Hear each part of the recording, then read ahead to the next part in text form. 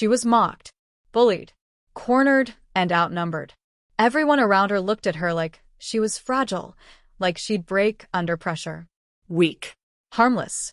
But what they didn't know, what they never saw coming, was what she had hidden deep inside. In the blink of an eye, the roles flipped. The girl they hunted became the hunter. And by the time the bullies realized what she could do, it was already too late. They messed with the wrong one. Stay right here. Don't go anywhere. The bathroom reeked like cheap lavender spray mixed with soggy paper towels. Definitely not a spot anyone wanted to hang around after school. But Tiana Brooks? She had no choice. For boys blocked her only exit. 4. All of them white. All of them smirking. Their leader, Cameron Whitmore, leaned lazily against the sink, arms folded, smirk dripping with arrogance like he owned the place. Next to him were his 3 shadows, Jace, Dylan, and Cole. They stood there like hungry wolves that had cornered an easy meal. You really think you belong here, huh? Cameron's voice cut through the air like ice as he stepped closer. This school ain't made for your kind. Tiana didn't flinch. She'd heard it before. Over and over again.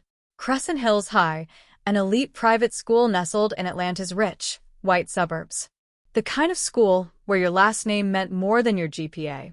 Where bloodlines got you further than hard work ever could. Tiana? She didn't come from money. She didn't come from legacy. She was one of only 6 black students in the entire school. But she earned her seat. Straight A's. A full scholarship. Determination in her DNA. Still, to Cameron and his crew, she didn't belong. And for the past 6 months, they made sure she felt that way. They shoved her books. Bumped into her between classes. Spit hateful names when the teachers weren't looking. Made her eat alone day after day. And the worst part? The adults? The ones who were supposed to protect her? They did nothing. But today they took it too far. Tiana had stayed late in the library working on an extra credit project. When she walked into the bathroom, she never expected to be followed. She never thought she'd be trapped. Cameron pushed off the sink and came closer. What's wrong? Got nothing to say now. Jay sparked a laugh. She's scared. Look at her, man. But Tiana wasn't scared. Not even close. She was done. Done being silent. Done being cornered. Her fists curled tight, anger pulsing through her veins. Maybe we should teach her a lesson, Dylan said, cracking his knuckles with a nasty grin. Cole gave a cruel nod, yet make sure she doesn't step out of line again. They thought she was fragile. They saw a quiet black girl and assumed she wouldn't fight back. But what they didn't know was everything. Tiana took one slow, steady breath. Her body tensed like a coiled spring, ready to snap. She wasn't just a student. She wasn't just a target. She was a fighter. Since the age of 6, she'd trained in martial arts. Her father, a former Marine, made sure his daughter could defend herself from anything. He taught her how to be patient, how to be still, but when it was time, how to strike. And strike hard. And now, it was time. Cameron reached toward her, maybe to grab her, maybe to scare her. Didn't matter. Because, in a flash, Tiana moved. She grabbed his wrist, twisted it behind his back, and slammed her elbow into his gut with brutal precision. Cameron gasped and doubled over. Before Jace could even blink, she spun and kicked him. Hard. Right in the knee. He hit the ground like a sack of bricks. Dylan lunged. Tiana ducked, grabbed his collar, and slammed his face into the stall door. Crack. He hit the ground, groaning, dazed. That left Cole frozen, mouth open, staring at the scene around him, his boys laid out on the tile floor. Tiana stepped forward. Cole didn't wait. He turned and bolted. The bathroom door burst open.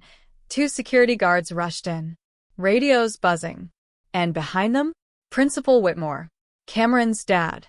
His face twisted in rage. What the hell is going on here? Cameron groaned, still on the floor. She attacked us. Tiana scoffed. Oh wow. That's the story you're going with. Whitmore's eyes narrowed. My office. Now. Tiana wiped her hands on her jeans.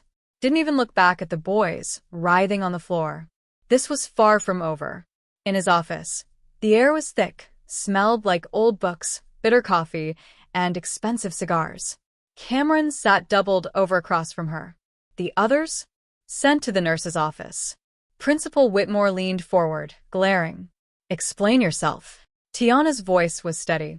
"I defended myself." Cameron barked a laugh. "She attacked us." Tiana's eyes flashed. "Attacked you? You cornered me. What was I supposed to do? Let you hit me?" Whitmore's jaw tensed. He knew she was telling the truth, but owning that meant holding his son accountable. And that? He would never do. "You're suspended," he said coldly. "Effective immediately." Tiana's stomach dropped. "Suspended? For what?" "Defending myself."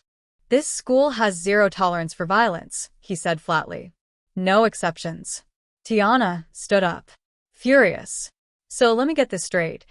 You ignore 6 months of bullying, let them trap me in a bathroom, and now I'm getting punished?" Cameron smirked. He knew Daddy had his back. Whitmore sighed like he was the victim. "I don't make the rules, Miss Brooks." Tiana grabbed her bag. "No, you just twist them for people like your son. Watch your tone." She stormed out. Nah. "You watch yours." Her heart was thundering in her chest. Hey, drop in the comments where you're watching from. And don't forget to hit that subscribe button for more stories that matter. Lisa Brooks, Tiana's mom, was already waiting. Her face said it all. "Tiana, what happened?" "They jumped me in the bathroom. I fought back. Now, I'm the one getting punished."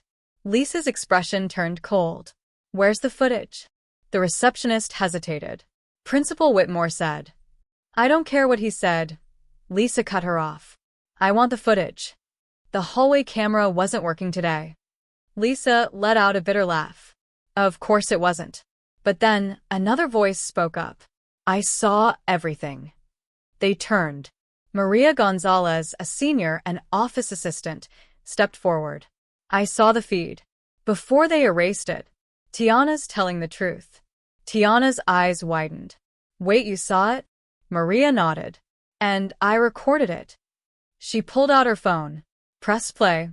Clear as day, Cameron and his friends blocking Tiana, shoving her, laughing, until she fought back. Lisa grabbed the phone. "We're taking this to the school board." By the next morning, the video had exploded online. #JusticeForTiana was trending. Parents, students, news stations. Everyone was watching. The school panicked. But it was too late. Cameron and his crew? Expelled. Principal Whitmore? Forced to resign. Tiana? Her suspension lifted. She walked back into Crescent Hills High like a queen returning to her throne. Some students stared in guilt. Others nodded with respect. Maria ran up and hugged her. "You did it." Tiana smiled. "We did." She wasn't just a scholarship student anymore. She wasn't just a black girl in a white school. She was a force. And Crescent Hills High would never be the same again. Justice was served. But the fight against racism? It's not over. If you stand for what's right, hit that subscribe button. Let's keep this movement alive.